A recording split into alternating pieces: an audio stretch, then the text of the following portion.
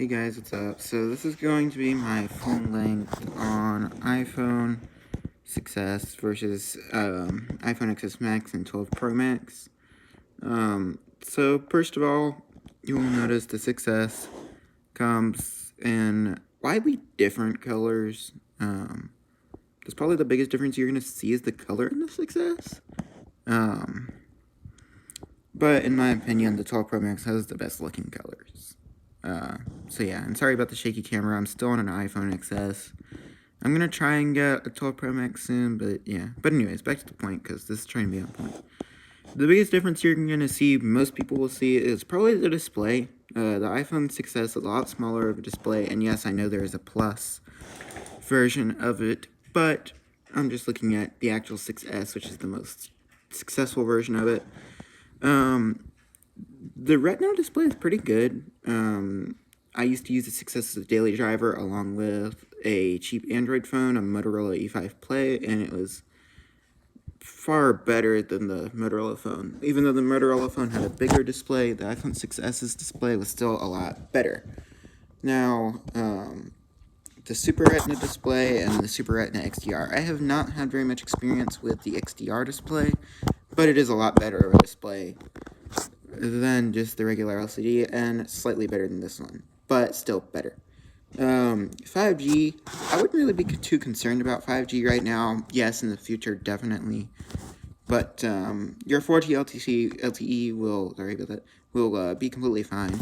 Now, the camera department is pretty significantly different between all of them. The iPhone 6s just has a wide camera, which does take very, very good pictures and very good videos, but it's not very stable, and it's not as good quality as the iPhone XS and the iPhone 12 Pro Max. Now, the 12 Pro Max is just completely ridiculous. It can take all kinds of video and do all sorts of stuff, and it looks really good looking at footage of it. There are a lot of really good, like Mr. Who's the Boss is a really good one to look at, and Everything Apple Pro, I think, are really good ones to look at for really in-depth on these phones. Optical Zoom, it's not that big of a deal, but the iPhone 6s Zoom is not very good compared to what the XS and 12 Pro Max can do. As you can see, it isn't even listed on here. So, yeah. The LiDAR scanner, if you're going to use the Measure app or do virtual reality, that's the only real thing that you're going to miss on those other two phones. But yeah, as far as the LiDAR scanner goes, so I wouldn't really be worried about that either, because it's not like virtual reality is that big. The A9, A12, and A14. A14 is obviously the best. A9 is going to be slow now. Not that slow. Not iPhone 4S slow, but definitely a lot slower, and you can do gaming on it, but not as heavy gaming as you can with the A12. The A12 is still snappy, in my opinion. My phone is an A12 because it's an XS Max, and it does everything I want it to. The A14 is kind of ridiculous, and it's extremely snappy, as far as I know. Obviously, the battery, most successes realistically may get an hour of video playback if you're lucky. The XS, maybe 3 or 4 hours if you're lucky.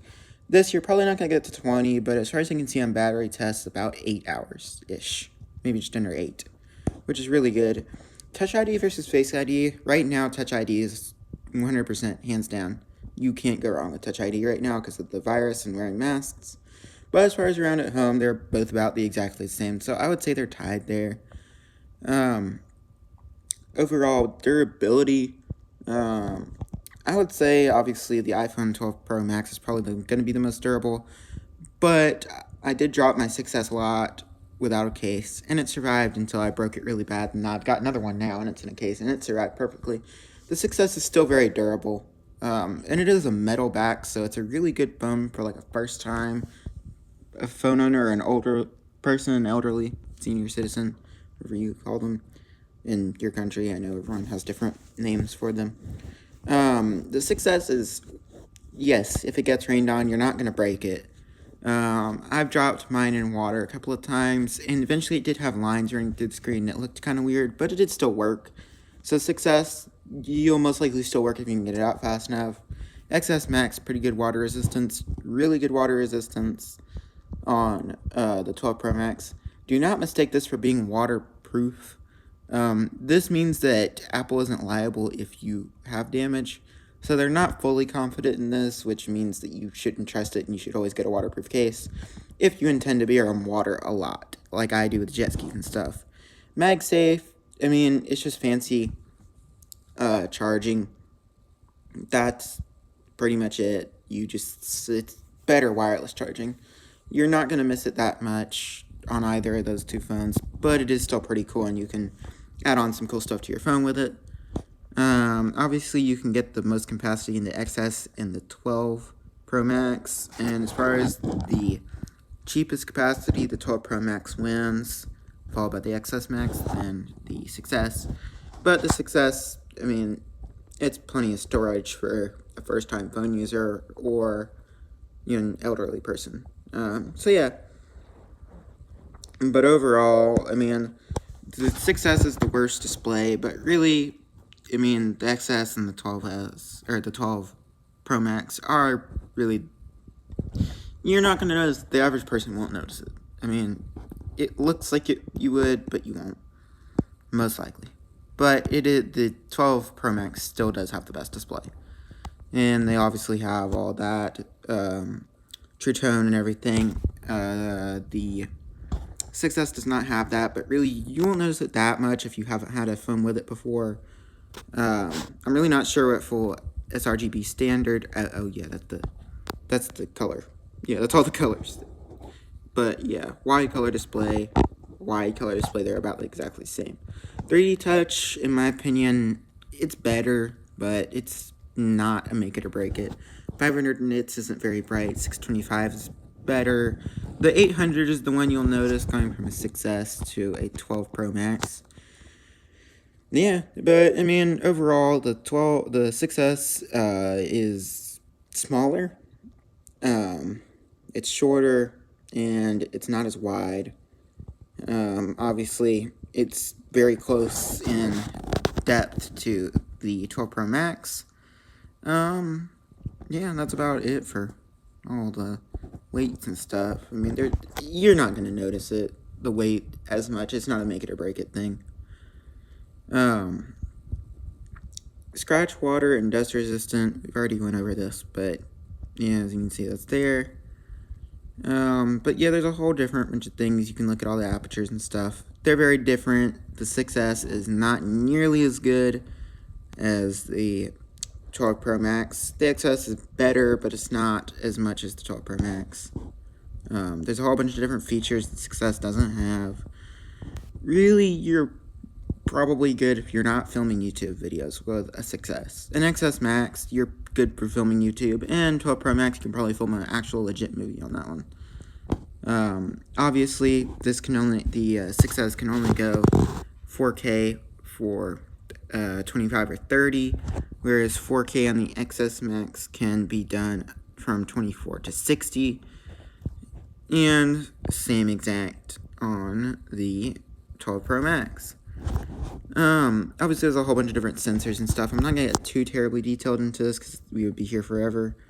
But yeah, the 12 Pro Max obviously has the widest list of features. This is the best night mode. You'll notice that for sure. Carriers are exactly the same in every one of them. But yeah, overall, I would say right now, if you have a 6S, if you have the money, I would say upgrade. But just know if you go to the XS Max, you're not going to have a good battery. I would recommend like a 12 Pro or something. But right now, you could get the, on Amazon, the XR versus the XS. The XS is a physically more snappier phone than the XR as far as I know, and has a better display. So I would definitely get the XS because it's only like $10 more and you get a way better display. But yeah. And obviously Touch ID versus Face ID. You can put that war in the comments below, but I'm not really going to get into that. Obviously you can pay with your phone and everything on it. So yeah, that's about all for these. I mean, audio, you're not going to notice it that much, but Dolby is pretty cool. My phone definitely sounds pretty good compared to my old phone, the 6S. I don't think anyone cares about Siri anymore. I really don't. This is just general stuff about iPhones now. But yeah, that's pretty good. And you can charge a lot faster with the 10s and 12 Pro Max. So yeah, 20 watt adapter or higher. I wouldn't go higher than 20 watts, and personally, I know that 20 watts is a little high. Alright, sorry if this video is kind of terrible, but this is my first real long-length video that I've made, so yeah, just be patient. It'll get better over time. I'll try to diverse it up, and I really want to keep being I really want to be a YouTuber, and I really hope this keeps working out. So yeah, hopefully this video will do good. So yeah, I'll see you guys in the next one.